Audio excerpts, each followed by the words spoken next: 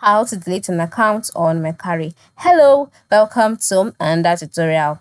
In this tutorial, you would learn how you can delete an account on Mercari. What do you do first? The first step is to log in into your Mercari's account. And then once you're logged in, move to the top right corner and click on your profile icon. Once you click on your profile icon, a drop-down menu will appear. In this menu, you will see a list of options. Ensure you select the settings option so that you can be taken to the settings section.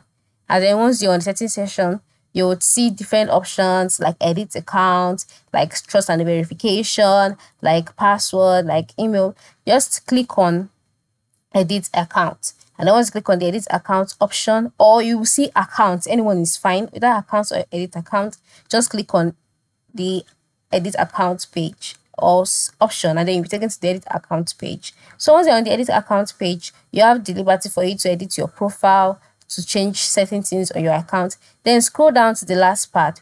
By the last part of the screen, you'll see close account. So tap on it and then fill out the form that will be displayed on your screen. On some cases, you may need to verify your identity, all right, to be sure if you're actually the one that wants to delete your account or you're being impersonated.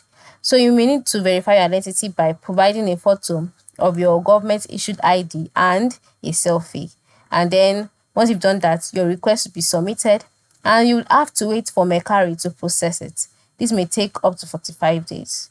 But before you decide to delete your account, make sure you complete any pending transactions, you delete all your listings, and then you request a direct deposit for any remaining balance before submitting your closure request. And after submitting your closure request, Mercari will process this and the account would be deleted automatically.